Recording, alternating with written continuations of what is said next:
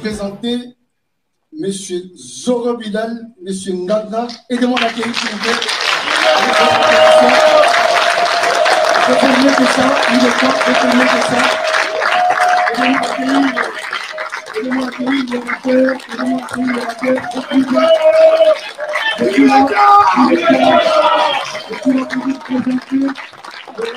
écrivain du livre Banque-Tracy. Nous sommes là pour le livre Banque-Tracy. Vous avez certainement entendu parler, mais il est là en chair et en os. Notre ami, notre frère, notre camarade. Il est là en chair et en os. Je reviens sur la Ingeta. Bonjour, bonjour, Zorville. Bonjour.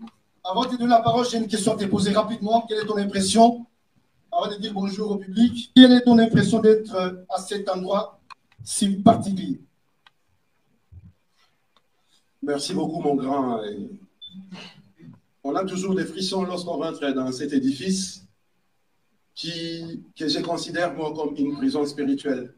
Et réunir autant de Congolais pour parler du Congo, du sang Congo, de l'Afrique, c'est quelque chose d'indéfinissable. Les mots n'auront même pas la profondeur de la lourdeur des choses que nous ressentons en ce moment.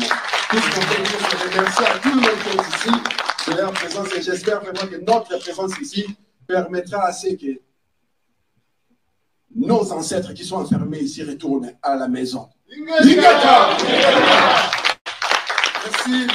Merci, Jean-Villen. Évidemment, je ne sais pas si vous êtes satisfait. Il a clairement répondu à ma question.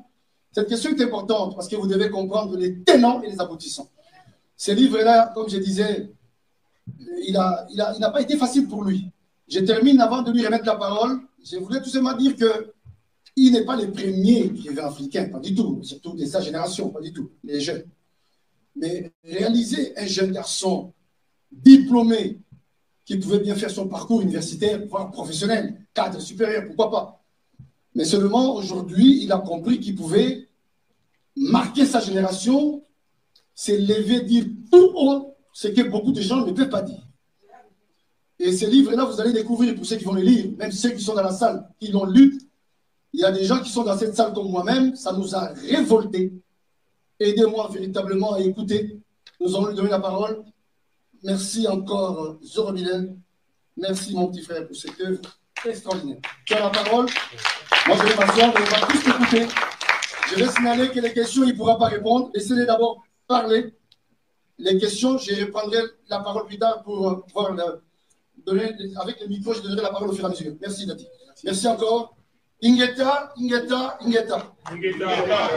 Je tenais à vous remercier, vous, toutes et tous qui êtes là, de votre présence. Et je pense que nos ancêtres, ceux pour lesquels nous devons notre vie, ceux qui ont sacrifié leur vie pour que nous puissions exister, ne peuvent que se réjouir de là-haut ou de là-bas ils sont.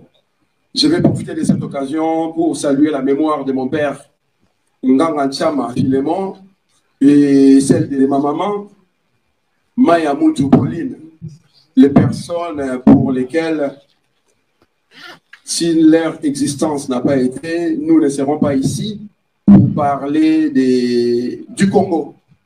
Je profite aussi de cette occasion pour saluer tous les martyrs du Congo, ceux qui ont payé de leur vie pour que nous puissions vivre aujourd'hui. Les noms, c'est une pléthore de noms et je ne pourrais pas citer tout le monde, mais depuis le XXe siècle à aujourd'hui, ces territoires-là, cette surface que j'appelle l'État indépendant du Congo, et nous appelons la République démocratisée du Congo, et que certains appellent RDC, République démocratique du Congo, ne fait que comptabiliser des morts.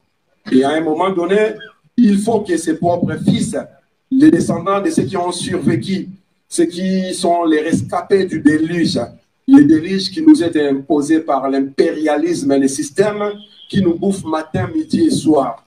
Voilà pourquoi, avant de commencer ce speech, nous avons besoin vraiment de saluer la mémoire de ceux qui ont vécu. Nous allons nous demander, s'il vous plaît, de nous lever et prendre une minute de silence en la mémoire de tous ceux qui sont morts pour le Congo.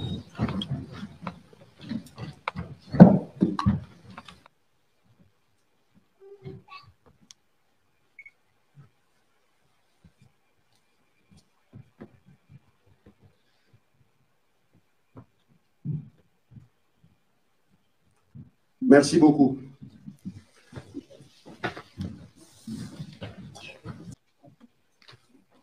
Merci en tout cas à tous les panafricanistes du terrain qui sont ici. Merci à tous les Congomans ici de la nation Congo présents. Nous sommes réunis ici pour parler de ce livre, Bantoocratie 2021, la révolte de l'esprit. Comme je vous ai dit tout à l'heure, nous avons eu un empêchement. Il y a eu ce que nous appelons la volaille. La police française qui nous a interpellés alors que nous arrivons ici, qui nous ont bouffé une heure de temps, c'est qui a voulu que nous soyons en retard. Donc nous allons être expéditifs de manière à ce que, de manière succincte, nous puissions expliquer en profondeur ce qui pourrait paraître superficiel dans les mots que nous allons débiter ici. Le livre que nous avons écrit s'appelle Bantoocratie 2021. Très souvent, on me pose la question, pourquoi 2021? Lorsque je suis arrivé en Europe, précisément en Espagne, j'ai eu la chance de tomber sur un auteur qui s'appelle George Orwell. Il a écrit un livre en 1984. Donc, j'ai lu les livres, il parlait de Big Brother, il parlait de tout ce qui fait que la situation du monde d'aujourd'hui soit en désarroi. Et je me suis renseigné sur George Orwell. Je me suis rendu compte que le livre a été écrit en 1948. Donc, il a juste renversé les 48 en 84. Lorsque j'ai commencé à écrire ce livre, Bantoocratie, précisément, c'est en 2012. Lorsque les combats, la résistance Congo était vraiment à son apogée contre les systèmes qui assujettit les peuples au Congo et de surcroît en Afrique.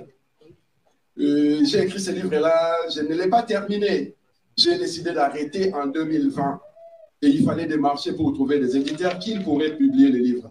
Une fois que j'ai trouvé l'éditeur, il fallait bien donner le titre du livre. La thématique Bantoocratie, c'est une thématique que j'exploitais. Nous exploitons déjà depuis 2006-2011. Et il fallait que ça soit vraiment en concordance du temps. Et sauf que l'éditeur m'avait promis, le livre pourrait sortir en 2021. 2021 faisait les centenaires, le Fou Kimbangu, Vuluzi Kimbangu.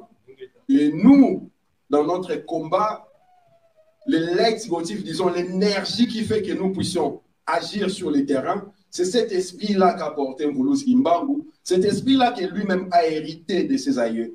Donc, pour rendre hommage à ces personnages mythiques de l'histoire Congo, et surtout à l'occasion du centenaire de son incarcération, c'est-à-dire 1921, nous avons décidé que le livre va s'appeler Bantoocratie 2021. On me pose la question, pourquoi Bantoocratie?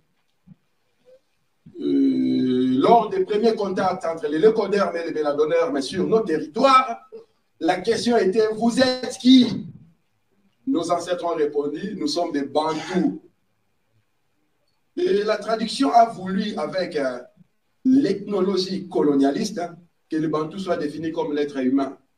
Sauf que tout acteur du mot, du verbe, du discours, il sait que les mots, au-delà de ce que nous pouvons comprendre, à son étymologie, à des significations. Il fallait passer par la linguistique pour comprendre la signification du mot. Les premiers contacts dans les bassins du Congo, lorsque les Lécodermes sont arrivés, ils ont croisé les Bakongo. Et les Bakongo, lorsqu'ils parlent de Bantou, ils ne parlent pas de l'être humain. Bantou, c'est un mot, disons, pluriel du monde tout. Au singulier, nous disons Muntu. Et lorsque vous posez les Bakongo, pourquoi Muntu? Les mots qui donnent le sens, c'est le mot Ntu. Ntu, c'est la tête. Dans la tête, nous parlons du cerveau, nous parlons de l'âme, nous parlons de l'esprit. Tout ce qui veut qu'il y a, je dirais, 200 000 ans, l'homo sapiens a compris qu'il était plus intelligent que les autres créatures de la Terre. La tête. Ce qui fait la différence entre nous, les animaux, que nous appelons les humanoïdes, aux animaux du reste de la création. C'est le cerveau, c'est dans le cerveau que nous avons la conscience. C'est dans le cerveau que nous avons l'esprit. C'est dans le cerveau que nous avons ce que les Espagnols parlent d'anime. L'âme. Ce qui veut que je sois là, que nous soyons ici en train de réfléchir.